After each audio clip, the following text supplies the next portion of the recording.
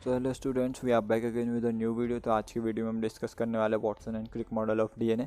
तो चलिए वीडियो को स्टार्ट करते हैं। सो इसका इंट्रोडक्शन कुछ इस तरीके से कहता है कि जेम्स वाटसन और फ्रांसिस क्रिक यहाँ पर दो साइंटिस्ट हैं जिन्होंने 1953 ईयर में एक मॉडल ऑफ डीएनए को डिस्कवर किया था।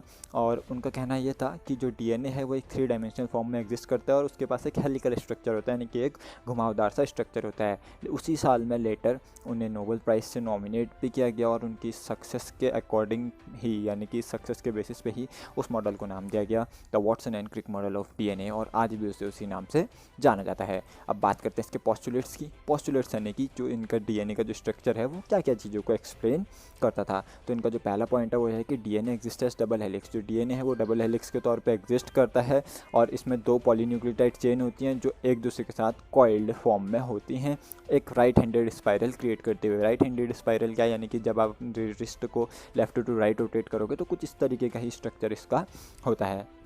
हर पॉलीन्यूक्लियोटाइड चेन में कुछ सीक्वेंस ऑफ न्यूक्लियोटाइड्स होते हैं जो कि फॉस्फोडिस्टर बॉन्ड से आपस में कनेक्टेड होते हैं। अब बात करते हैं अगर ये न्यूक्लियोटाइड्स है क्या चीज़, तो न्यूक्लियोटाइड्स ये चार होते हैं। चार टाइप के न्यूक्लियोटाइड्स अपने नाइट्रोजनस बेसिस होते हैं जिनको हम एडेनिन, थाइमिन, ग्वानिन और साइटोसिन के नाम से जानते हैं, जिन्हें रिप्रेजेंट किया जाता है ए, टी, सी और जी से। और यहाँ पर आपको देखिए ये जो सी डी वाला यहाँ पर दिख रहे होंगे जी, सी, टी, ए, तो ये जो सारे हैं ये यहाँ पर नाइट्रोजनस बेसिस हैं और इनका काम यहाँ पर एक दूसरे के साथ बॉन्डिंग बनाना होता है।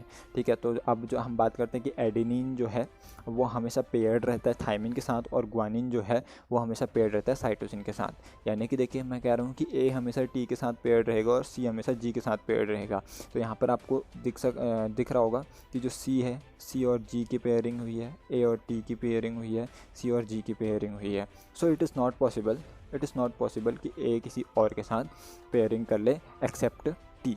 ठीक है। सो जो यहाँ पर अगला पॉइंट है वो कहता है कि जो डीएनए की दो चेन्स हैं, यानी कि जो पॉलीन्यूक्लियोटाइड चेन है वो एंटी पैरेलल डायरेक्शन में मूव करती हैं। सो अब हम बात करते हैं कि एंटी पैरेलल डायरेक्शन क्या होता है। देखिए यहाँ पर जो ये कॉइल स्ट्रक्चर है यहाँ पर आपको दिख रहा होगा, ये 5 से शुरू है और 3 पे ख़त्म है। जो 5 डैश है इसको 5 कार्बन एंड बोलते हैं, 3 डैश है उसको 3 कार्बन एंड बोलते हैं। तो ये 5 वाली चेन का जो टुकड़ा है या फिर हम कह सकते हैं हेड है, देखिए वो किसके साथ कनेक्टेड है, 3 के साथ। तो जिससे हमें पता चलता है कि ये जो है बिल्कुल एंटी पैरेलल डायरेक्शन में, यानी कि शुरू तो 5 से हो रही है लेकिन ख़त्म हो रही है 3 कार्बन वाले एंड पे। ठीक है। अब 6 पॉइंट जो है इसका वो है कि जो जो चेन होती हैं वो पैरेलल ज़रूर होती हैं लेकिन अपोजिट डायरेक्शंस में ये मूव कर रही होती हैं। अपोजिट डायरेक्शन में मूव कर रही होती है का मतलब क्या है, देखिए यहाँ पर 5 है तो इसके सामने क्या है, एकदम देखिए यहाँ पर आपको विजिबल होगा 5 है, इसके आगे क्या है 3 कार्बन वाला है। ये भले ही पैरेलल हैं बट दोनों अपोजिट डायरेक्शन में मूव कर रही हैं, 3 to 5 कार्बन एंड और 5 to 3 कार्बन एंड। ठीक है। अब जो alternate sugar phosphate sugar component होते हैं वो बैकबोन बनाते हैं। अब देखिए बैकबोन का क्या मतलब है, जो यहाँ पर आपको कॉइलिंग दिख रही है, ठीक है, यानी कि ये सारी कॉइलिंग्स जो हैं ये जो आपको दिख रही हैं, ये कॉइलिंग का मतलब है इनकी बैकबोन यानी कि इनकी बॉडी। ठीक है, तो ये जो बनी होती है ये शुगर फॉस्फेट बॉन्ड से आपस में मिलकर शुगर फॉस्फेट बॉन्ड इनको बनाते हैं। अब बात करें 8th पॉइंट की, तो 8 पॉइंट है the base pairing is specific.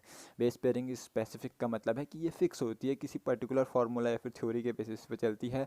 और इसको हम एक्सप्लेन करेंगे कि जो जैसे एडेनिन हमेशा थाइमिन के साथ कनेक्टेड रहता है और साइटोसिन हमेशा ग्वानिन के साथ कनेक्टेड रहता है, तो ये इसीलिए पॉसिबल होता है क्योंकि जो इसकी बेस पेयरिंग है वो स्पेसिफिक है, वो फिक्स्ड है।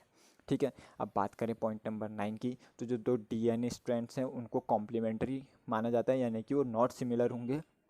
अगर किसी एक न्यूक्लियोटाइड सीक्वेंस का हमें अगर पता है तो हम डेफिनेटली अगले सीक्वेंस को जान सकते हैं। अब देखिए कैसे, यहाँ पर देखिए जी और सी फर्स्ट में आपको दिख रहे होंगे, जी और सी आपस में कनेक्टेड हैं। लेफ्ट साइड देखिए, उस तो डेफिनेट है कि उसके बाद ये रिपीटिंग नहीं होगा, यानी कि यहाँ पर जी और सी कनेक्टेड नहीं होंगे, तो यहाँ पर टी और ए कनेक्टेड है। अब टी और ए के बाद अगले को हम जान सकते हैं कि वहाँ पर टी और ए कनेक्टेड नहीं होगा, वहाँ पर ए और टी है। देखिए आगे पीछे होने से भी अंतर है, तो इसलिए हम कह सकते हैं कि ये जो होते हैं कॉम्प्लीमेंट्री होते हैं, यानी कि इनमें जो न्यूक्लियोटाइड सीक्वेंस होता है वो नॉट सिमिलर होता है। अब बात करें पॉइंट नंबर 10 की, तो जो हर एक कर्व होता है वो 3.4 nm का होता है और हर कर्व में लगभग 10 न्यूक्लियोटाइड्स होते हैं। ठीक है, देखिए यहाँ पर आपको जो एक कर्व दिख रहा होगा, यहाँ पर लिखा भी हुआ है कि ये कि जो कर्व की लेंथ है वो 3.4 नैनोमीटर है। ठीक है। अब इसके बेसिस पे ही हम अगला पॉइंट अगर हम देखें तो जैसा कि मैंने बोला कि 10 न्यूक्लियोटाइड्स होते हैं, तो हर न्यूक्लियोटाइड्स के बीच की डिस्टेंस 0.34 nm होती है, और ये 0.34 ही 10 टाइम्स मल्टीप्लाई होकर के 3.4 nm की लेंथ को बनाती है। अब जो न्यूक्लियोटाइड्स थायमिन और एडेनिन है वो हमेशा कनेक्टेड रहते हैं डबल हाइड्रोजन बॉन्ड से, वहीं पर जो ग्वानिन और साइटोसिन है वो हमेशा कनेक्टेड रहते हैं ट्रिपल हाइड्रोजन बॉन्ड से। तो ये चीज़ भी आपको याद रखने वाली है।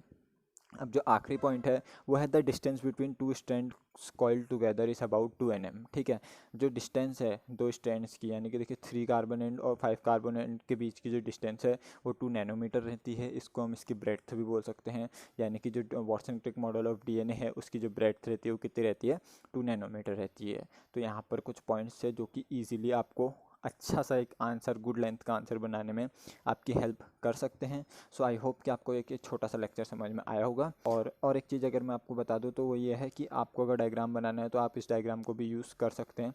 यहाँ पर मैंने आपको नीचे इसकी फ़ोटो दी हुई है, ठीक है। अगर आप चाहे तो इसका स्क्रीनशॉट ले सकते हैं, इस डायग्राम को आप यूज़ कर सकते हैं। तो मिलते हैं जल्द एक नई वीडियो के साथ, तब तक के लिए good bye, take care, stay home, stay safe.